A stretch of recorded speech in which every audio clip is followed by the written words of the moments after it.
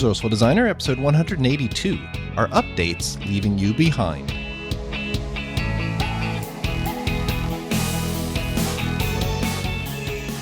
Welcome to the Resourceful Designer podcast, offering solutions to streamline your graphic and web design business so you can get back to designing. And now, your host. He's proud of his procrastination skills, Mark DeCote. Welcome to the show. Especially if this is your first time, thank you so much for checking out Resourceful Designer. I hope you stick around to the end and even subscribe to the podcast so you never miss another episode. Now, in this episode, I'm going to talk about how the ease of software updates can be affecting your ability as a designer. I'm also going to share a resource that can help you save money on your invoicing before finishing with a question about paying subcontractors when a project goes south. So what have I been up to? Well, I've been playing catch-up this week. If you've listened to last week's episode, you'll know that I was on holidays for 2 weeks, spending some quality time with my wife and doing some stuff with the kids up in Ottawa. They don't live at home anymore, so got to spend a little bit of time with them, which was nice. But when you're self-employed and you take some time off, that means when you come back, you have an influx of messages waiting for you. So I literally had thousands of emails in my inbox now. Of course, most of those were easily deletable. A lot of subscriptions and stuff, and a lot of stuff that I would have normally read, but just because of the number of emails that came in, I deleted most of them. But I was left with over 100 emails that I did have to reply or do something with. Not to mention all the voice messages that were left on my phone. So I spent the first couple of days this week doing that. Then I spent the next couple of days getting proposals and quotes together for those messages and emails and stuff that had come in while I was away. So not much design work this week, a few little minor things, but I'm going to be all ready to hit the ground running next week. So that's what I've been up to, playing catch up. And now this week's resource of the week. Now, anytime you have a platform, such as a podcast or that, it's inevitable that people are going to start reaching out to you, trying to provide content for you to use. Almost on a weekly basis, I get an email that's structured in some way. Maybe it's, hi, I represent so-and-so, and they would be an amazing guest on your podcast. And the guest will end up being some art director for some Fortune 500 company. And he wants to come onto the podcast to explain how to manage a group of 100 plus designers. Well, that just doesn't fit my audience. I'm talking to home-based freelance designers. And although maybe curious, knowing how to manage a group of 100 plus designers is really not something you need to know. So most of the time when somebody sends me that, or they send me, here's a great article for you to share, most of them are rubbish and I end up just deleting them. But every once in a while I'll get one that's good. And that's what I got this week. Somebody reached out to me from the website carefulsense.com. And they said there was an article they had that my audience may be interested in. And I checked it out, and sure enough, I thought it was a very good article. Now, the article is called Decrease PayPal Fees, 5 Ways to Lower Invoicing Fees. Now, I'm not going to go into detail because really I want you to go read the article, which you can get to by visiting resourcefuldesigner.com/lower invoicing fees. And that'll redirect you to the article. Or you can just visit the website and see the show notes for this episode, which is resourcefuldesigner.com/episode 182. And all the links for today's episode will be on that page. But this article shared some really interesting things. Now, I know the title says PayPal fees, but as I was reading through the article, a lot of what they say can apply to any platform that you use, whether it's PayPal, FreshBooks, QuickBooks, Wave, whatever way you're using to collect fees or collect payments. They gave some really good actionable advice for lowering the fees. Yes, transfer and processing fees are one of the costs of doing business, especially if you're collecting money electronically that way. But wouldn't you prefer keep that money in your own pocket if you can? If you're able to reduce 1% from your service fees, that could save you, $500 a year if you bill $50,000 annually, or even $1,000 if you're billing $100,000 annually. So if you do accept payments electronically, you may want to check out this article because it has some really good advice on how you can lower the processing fees involved with invoicing. So once again, you can get the article by visiting resourcefuldesigner.com/lower invoicing fees. And now, are updates leaving you behind?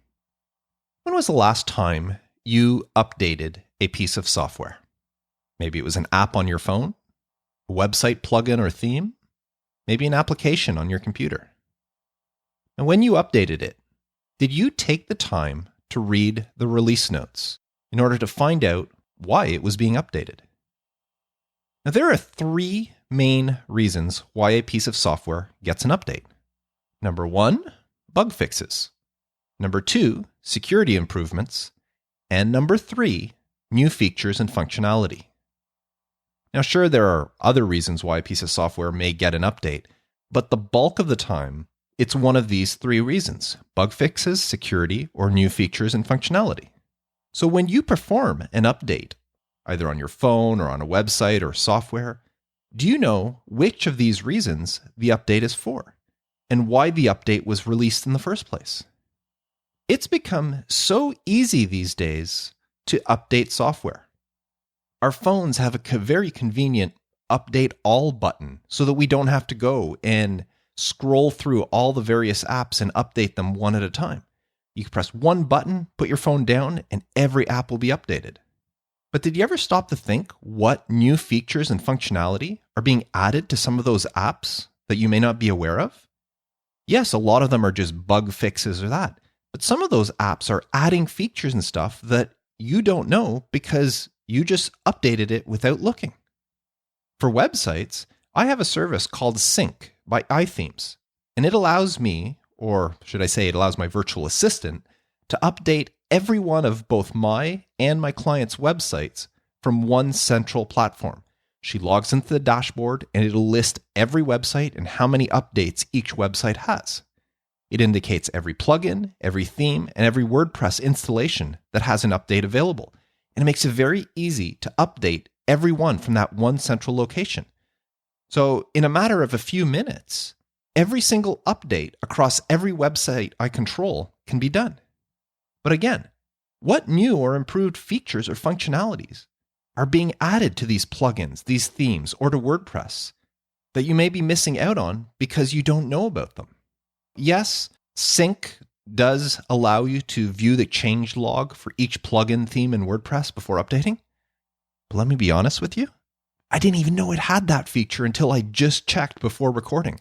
I've never bothered to look before because, yes, I'm guilty. Just like the majority of web designers, and maybe even you, I'm guilty of simply pressing update without knowing why an update was required. Now, just on a side note, if you're interested in testing out Sync by iThemes, you can sign up at resourcefuldesigner.com/iThemes and start your plan. And just so you know, the standard plan allows you to manage up to 10 websites absolutely free of charge.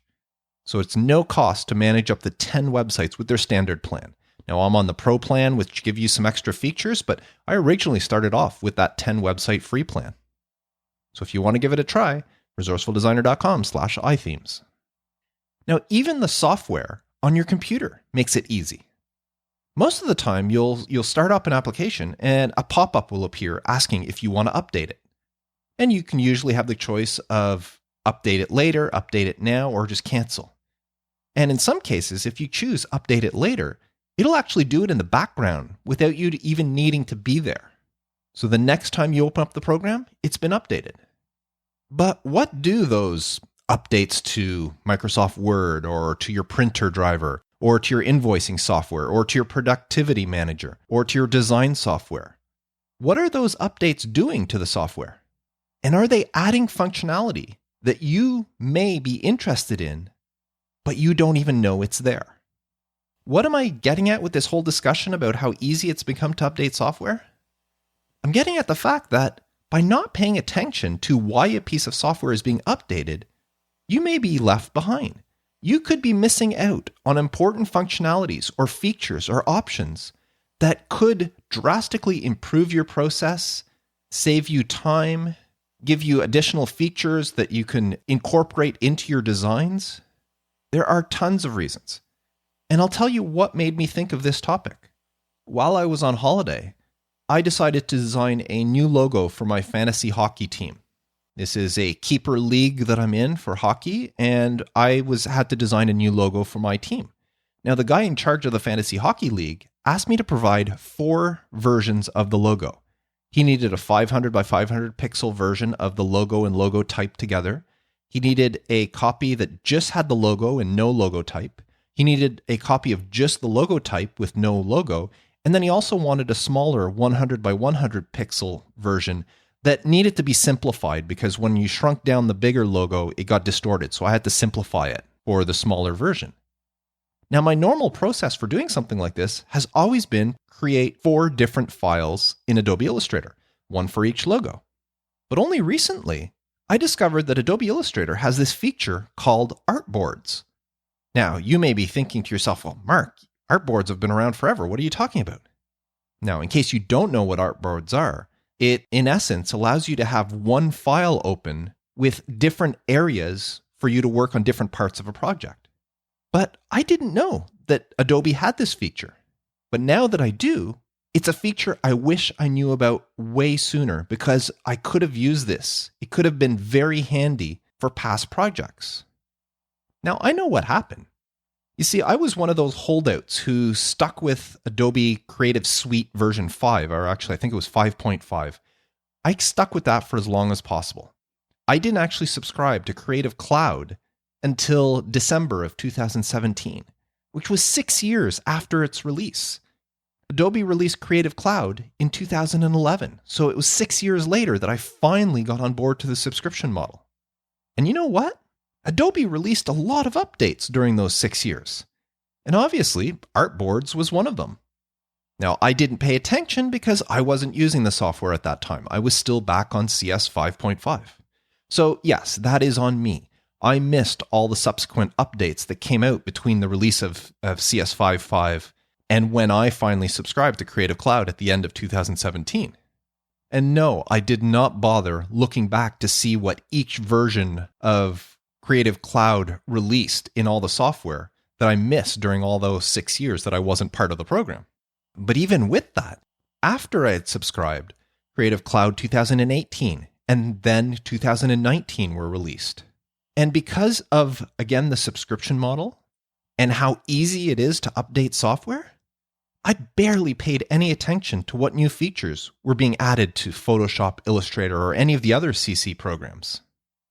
I remember way back in the day, I'm going to show my age a little bit here, when we used to install software with floppy disks. Eventually that moved on to being CDs or DVDs. But regardless of whether it was CDs or floppy disks, back then, that's how you installed software. You would order a box from Adobe or whoever, and they would ship it to you. And the upgrades would cost upward of $1,000. Now, in those days, Adobe would mail you sales material promoting all the great new features for the upcoming version of the program. You would get all this stuff that would talk about, wow, it's going to do this and it's going to do that, and you'll be able to do this and it'll make this faster. Adobe would mail you this stuff and you could take your time and go through it. Not to mention all the magazine articles that would be published leading up to the release date, describing how each new feature of the program would make my life so much easier. Think about it. I remember way back when reading about an upcoming version of Photoshop, version 3, and they were introducing the ability to work with layers. What a game changer that was going to be. Can you imagine not having layers in Photoshop? Well, there was a time that there wasn't. And when they announced that and I saw what it would do, I knew I just had to have it. So an investment was made into getting version 3 of Photoshop.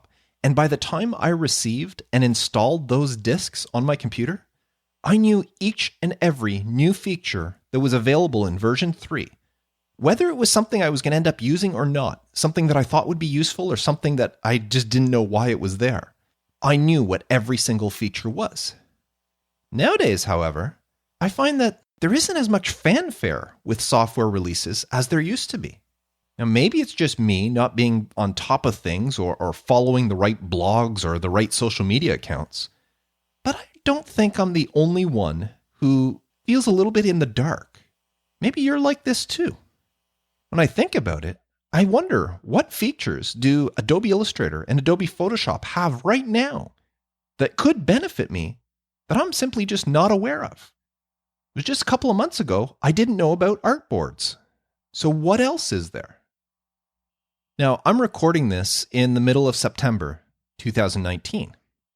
And if tradition holds true, Adobe should be releasing Creative Cloud 2020 within the next month or so, because they usually release it sometime in October or very early November. And as of right now, a month before the new software should be released, I have absolutely no idea what new features Photoshop, Illustrator, or any of the other Creative Cloud programs will have. And although I'm sure there's probably plenty of stuff already written out there on what to expect in the new version, I haven't personally seen any of them, and I really don't have any plans to go looking for them. I know, again, that's on me. I could take the time to do that. But it just seems like before, when there was new features and stuff coming out, I would be told, the software programs would tell me of the new features. Now, if I want these to know about them, I have to go searching for them. So they've put the onus on me, and I don't know if I'm going to bother. And when that little red ball appears next to the Creative Cloud icon in my menu bar, I may just end up updating Illustrator, Photoshop, and whatever else without having any advanced knowledge of what I'm updating, of what new features and functionality is being added to the programs. Now, yes, I'm talking about this now and I'm actually thinking about it. So I will try to make an effort at that time to learn about the new features I'm getting. I don't know if I'll bother beforehand, but when the time comes, I'll look to see what's been added to Illustrator, what's been added to Photoshop. And going forward, I'm going to try to make an effort to read release notes and change logs on things like plugins and themes and other software that I have to update in the future. You know, it took me years to figure out and learn how to use smart objects in Photoshop. It was years after they implemented that feature that I finally caught on. And in that case, it wasn't that I didn't know it was there. It's just I didn't really know much about it and I hadn't taken the time to learn. And in hindsight, smart objects is something that I wish I would have learned the second it was available to me. And there are so many other things. Now, as for my iPhone, I'll probably just keep pressing the update all on that one. Although I have from time to time just click to see more info to see what's available, but not always. But it is a little intimidating when you don't update very often and the next time you open the App Store on your phone, it says that there's 70 plus apps that need updating or have an update available. But I may scroll through to certain apps just to find out what sort of features, like my banking app and maybe Facebook, and just kind of pick and choose which ones I might want to know. Because I've realized recently that I don't like being left behind when these updates that are so easy for us to do are adding things to these programs that I'm unaware of. So let me ask you again. When you perform a software update, do you know why the update is there? Leave me a comment for this episode at resourcefuldesigner.com/episode 182. Now, this week's question of the week. Now, this week's question, well, it's kind of something I put together. I paraphrased a conversation we had in the Resourceful Designer community. Somebody was posting a question and I didn't get his permission, so I'm not going to use his name. But here's the situation. This designer has a website project that has stalled and has been dormant now for several months. The client, for one reason or the other, is unable or unwilling to provide whatever information is required in order to complete the website. Now, the copywriter he hired is demanding full payment for her services, even though there's still some outstanding copy to be written. But she can't because it's dependent on what the client still needs to provide, and once again, the client is not providing any information. So he was asking, should he be paying the copywriter her full fee, even though not all the agreed upon work was completed? So that's kind of the conversation that took place in the group. Now, I thought that this was an interesting one, and I decided to share it on the podcast. So here's my take and what I answered in the community. When you are running a business, and you're working with clients and all that, and you require the help of subcontractors, you have to have a certain understanding with the subcontractor on what is expected of them and what is expected of you. Now, in some cases, the contractor will agree to do a certain job for a fixed price. Now, other times they may agree to do something based on the hour or in the case of a copywriter, it may be based on the word. Now, in this situation, if the copywriter had agreed to, say, 5 cents a word, then it would be very easy. Whatever the copywriter had already completed, yes, that would be due. Even though the client hadn't finished the website or the thing was stalled, and you as the designer haven't been paid from the client, you still owe that money to the subcontractor, and you would have to pay them whatever, a 5 cent per word, if that's what you agreed upon, for whatever amount of words they've already provided you. Now, if it's a case of the subcontractor, or in this case, copywriter, saying they were going to provide the copy for a fixed fee, like maybe they said, I'll do the copy for the website for $1,000.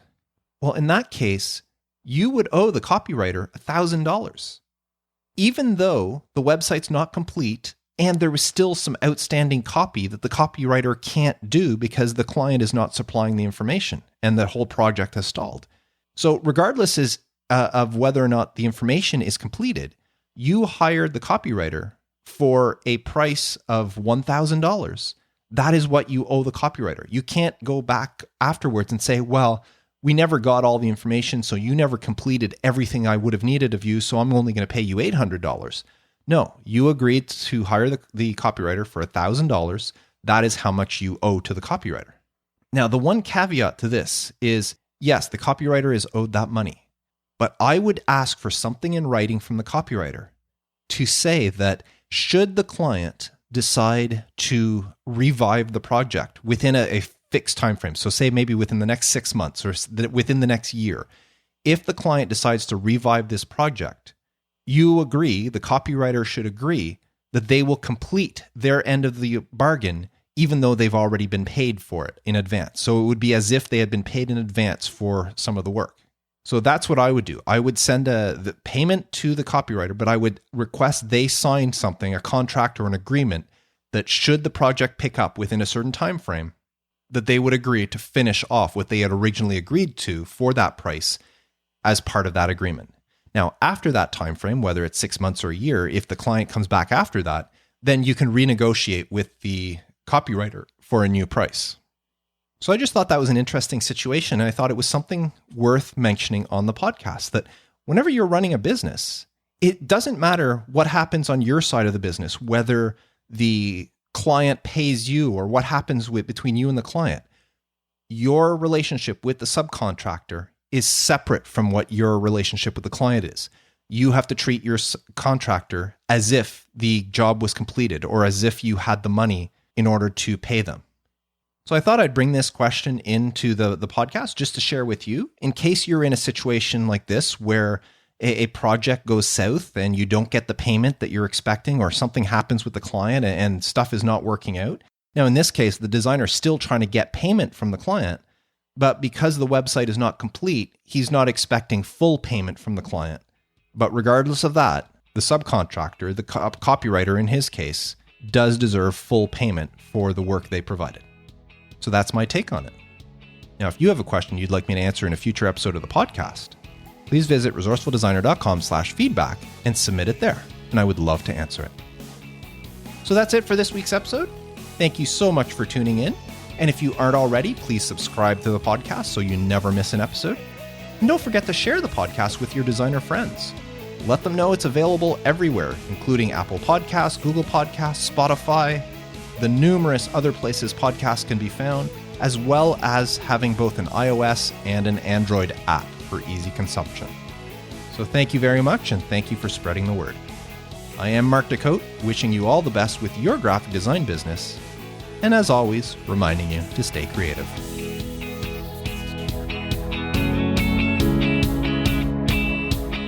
Thanks for listening to the Resourceful Designer Podcast at resourcefuldesigner.com.